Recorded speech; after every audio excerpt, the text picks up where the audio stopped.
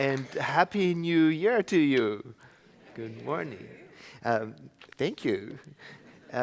We have this beautiful altar here. After the service, come by and have a look at it. It's from our World Peace Meditation yesterday at 4 a.m. Who was at the meditation?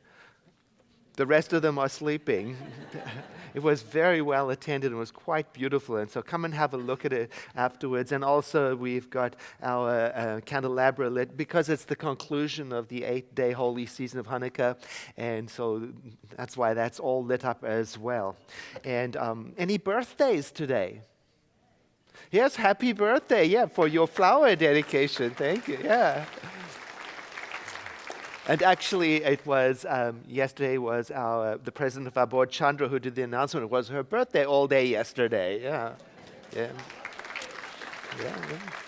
And it was Christopher Fritchie's birthday on December 22nd, and William Abels on yesterday, 31st, and Pam Atchison, and Suzanne Sackett's on the 25th. It's just not that I'm counting or anything. It's just that mine's on the 4th.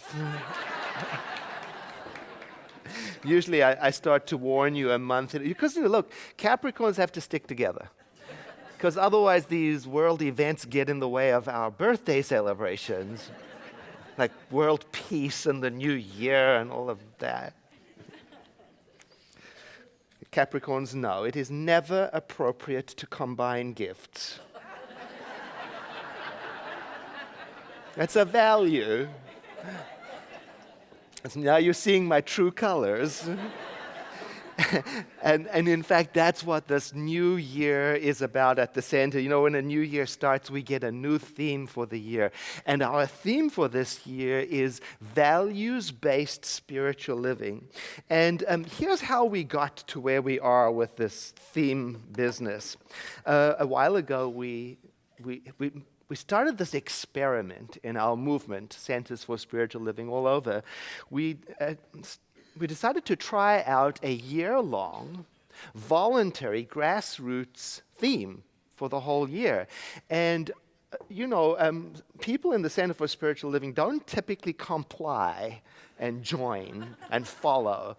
But strangely and uncharacteristically, over 200 centers said, yeah, we want to do this together. So we spent 2016 studying the vision of our movement, which you hear articulated, the vision of a healthy, loving world in which people are inspired and guided by spiritual values and where there's a generous and ongoing sharing of heart and resources and so on. And it worked out great. And what I mean by that is it turned the language and the idea of our movement's vision into something really close and personal, and people were able to integrate it and see, where am I with that?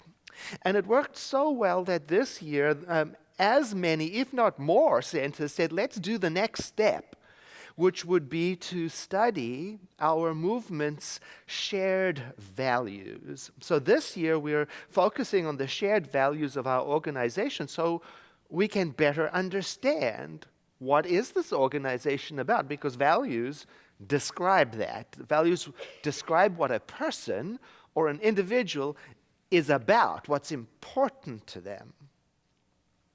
This year, as part of our theme, if you would like to receive weekly emails that highlight the value that we're studying, you can sign up to receive them in your inbox for free. And they are quotes from Ernest Holmes, directly from the other side to you. And all you have to do is navigate to our website, www.cslsr.org, and you'll see at the bottom of the quick links list, it says enroll for weekly values-based messages, which is a lovely way of keeping you on track with what we're studying together in the center. Now, keep in mind, if you do enroll, you have to verify that it's you, and that's to prevent people from signing up other people. Right? You can't just fill in random email addresses there, because the system will protect against that. So you'll get a verification, and if you don't check, yes, that's me, you won't be enrolled. It's a wonderful safety feature. And some people don't do that step, and then they'll say, what happened to my emails? Well, you have to do that second step, and sometimes the verification lands up in your spam. So right away, look for it and say, yes, it was indeed me, and I want to get those emails. Now, what are the values, the shared values of our organization? These are they: diversity, inclusivity, education, creativity, transformation, evolution, accountability, integrity, open communication, love and compassion, caring, and community service. And we just received the banner, which will be on display outside in the social hall. We didn't even have time to hang it up. It's so fresh off the printing press. It'll be right outside there next to our banner for the global vision. So that way, every time you come to the center, there'll be a reminder of what it is that we're studying together. So you don't have to worry about a quiz. You'll have the cheat sheet for you every single Sunday to have a look at as you come in. Now, these values may not be your personal values. Nevertheless, as we look at any list of values together, we can start to assess if any of them are for me. And it also gives us an opportunity to really understand this place that many of you think of as your spiritual home.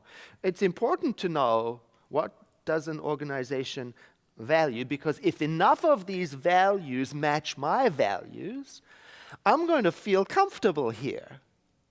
And if enough of them do not match my values, I'm going to keep on bumping into a glass wall every time I try to progress.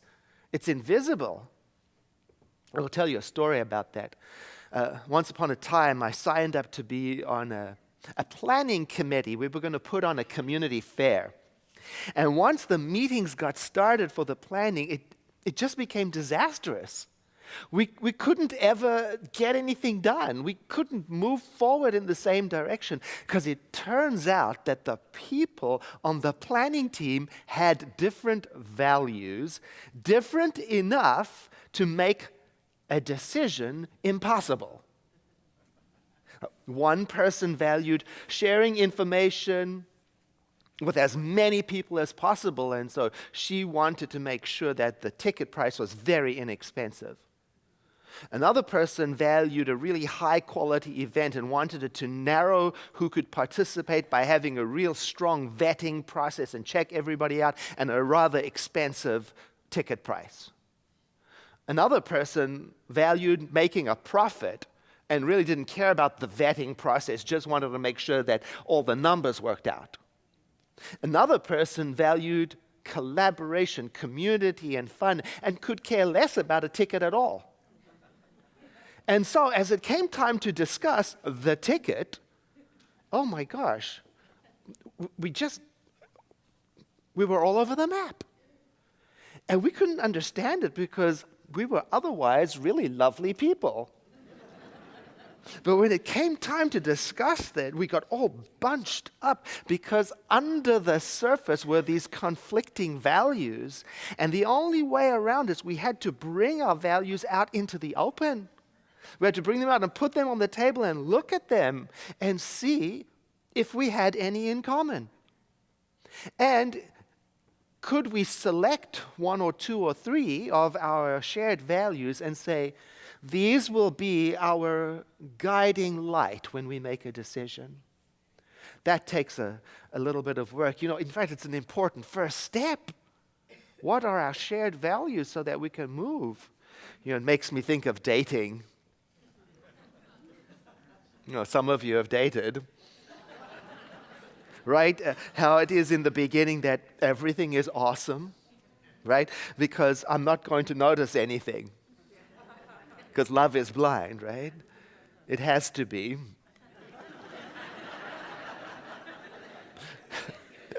Because otherwise you see too much, right?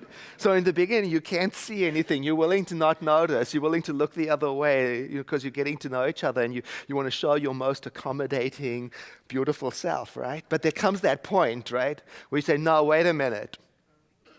How important is healthy living to you because it's super important to me. Now, wait a minute. How important is compassion to you? Because it's like really the heart of who I am. That point comes where you start to have to discuss or become aware that, well, I say I value kindness, and this is what it means you can expect from me. It changes everything. Oh, values. And values are a little different from a vision, right? A vision is the thing that draws me forward, and I have no idea how I'm going to get there. Like a healthy, loving world in which forgiveness is the norm? Oh, that's a vision, but a value is different. A value isn't something I'm being pulled towards, I'm working out. A value is what is working in me right now. Values, that's the real thing. They're the operating system of your being, of your soul. Well, how do you know what your personal values are? Well, that's what this year is about. And as we explore the organization's values and you evaluate them, you might start identifying what that one's for me. Maybe some of these are mine too. I'm starting to become aware of that. And now a moment of shameless self-promotion. In my new book, which I'm thrilled to announce is coming out on Tuesday the 3rd, which is the day before Wednesday the 4th, which is my birthday. I think that would qualify for manipulation. It's coming out, and actually Stepping Stones Bookstore is doing pre-orders. They're coming, and they're really lovely. You can pre-order them. I mention it. It's called Ordinary Goodness. I mention it because it is in part about the spiritual values of goodness and kindness and compassion and faith and altruism and so on. And there is an exercise in it that I wrote about that really worked very well for me. I can't even remember where I got it. And the exercise helped me to discover what my own values are. That's important. Discovering what your values are, getting clarity about what your values are, helps you discover if they're real or not. Here's what I mean. It's one thing to say, I value spiritual living, I value kindness. It's another thing to have the evidence of it in your life. A trail of evidence that shows it. So the exercise in the book is about finding that trail of evidence, and the way you do it is by looking through other people's eyes at yourself. So here's how it goes. Now, it's a bit macabre for the first day of the year, but forgive me. Picture the scene. It's your memorial. And the speaker is there speaking about you. Oh, that Edward. He was the living, breathing example of what does that person say? Oh, that Joan, she could always be counted on to, what do they say? Oh, that Christopher. It was clear by the way he lived his life that he valued, what do they say?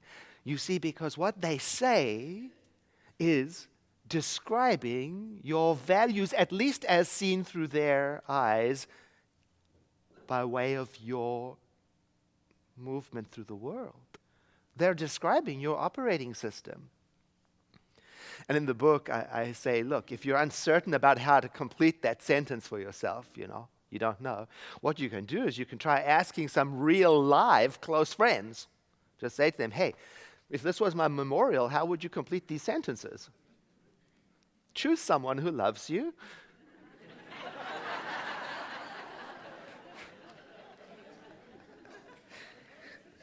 And even if they do love you, how they respond may not always match what you think you're portraying in the world, but it gives you an opportunity to understand how you are showing up in the world and how it gives the evidence trail of what you stand for. Oh, these are the questions for this year. What do I stand for? How do I show up? What is the filter through which I look when making my decisions and handling this world? You know, in the great Indian epic poem, the Ramayana, there is a hero, Rama, and there is a villain, Ravana. The thing is, they have so much in common that they're almost the same person. They're both learned, they're both noble, they're both handsome, they're both intelligent, they're both talented, they're both passionate, and on it goes. Their qualities are the same, but one is a god, and the other is a villain. Someone might ask, how is it so? What makes it so? And one author wrote, the answer is the object of their gaze, their values, what fascinates them, what they consider to be important.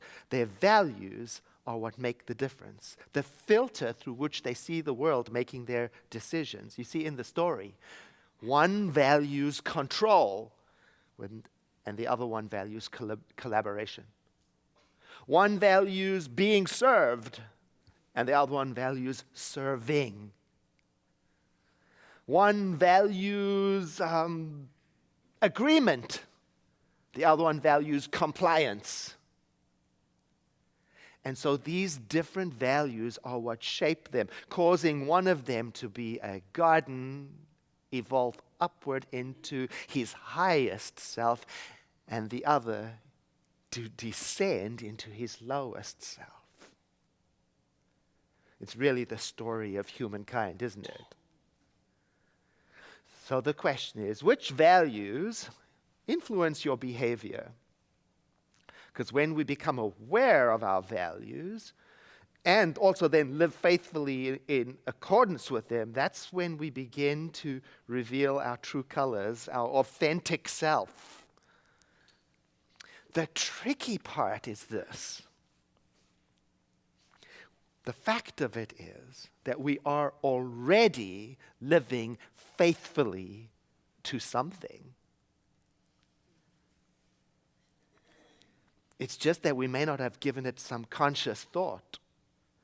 And few people actually take the time to think, what are my values? And so what results is they can have the tendency to live their life according to the values of the society that they're in. And in our teaching, we call that the group mind, or the consciousness of the human race. And the consciousness of the human race is characterized by the average thought, not the highest thought, the dominant thought of society. And the thing about the dominant thought of society is that it doesn't necessarily match what's important to the individual. I'll explain what I mean. In the class, Self-Mastery, that I'll be teaching this January, it's based on the 4 agreements of Don Miguel Ruiz.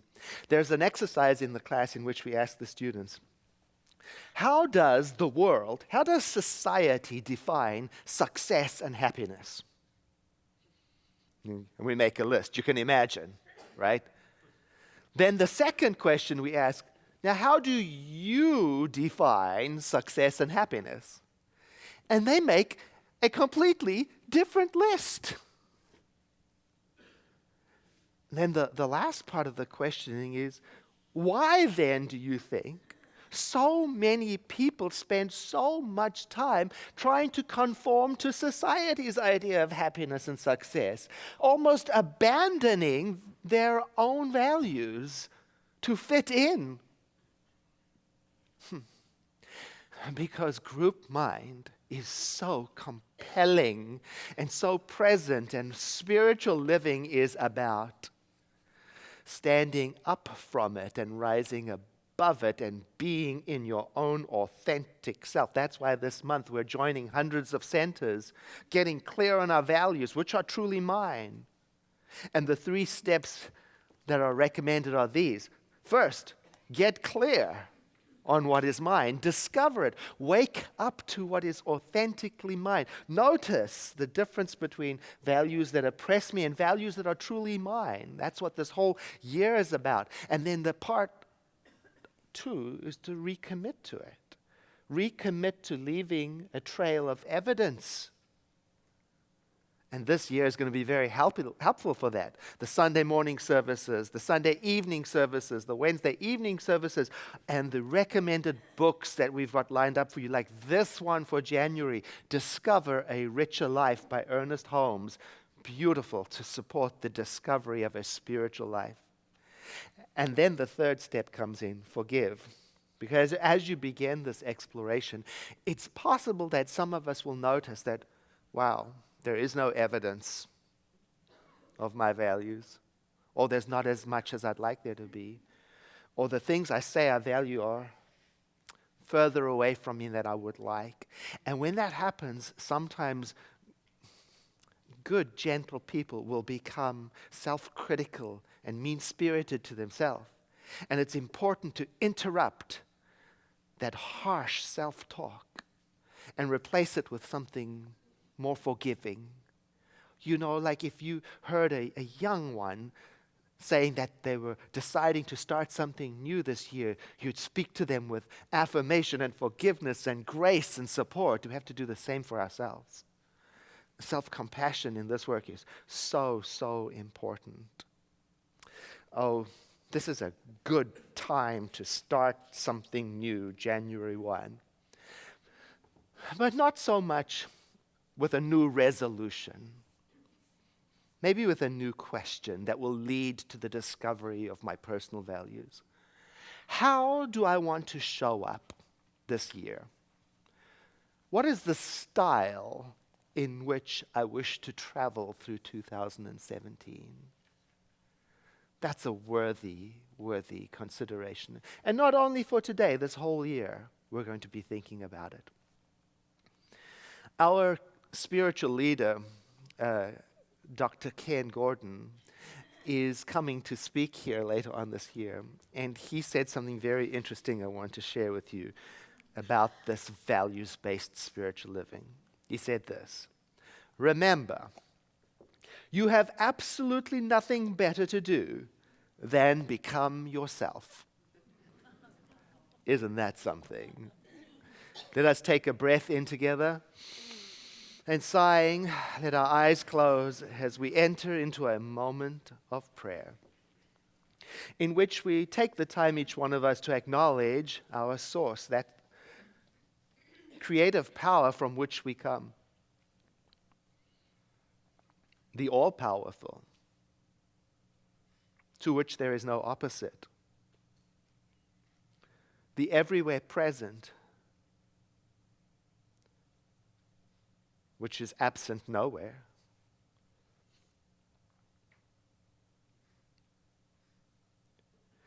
The eternally active creative power, never, ever, ever pausing.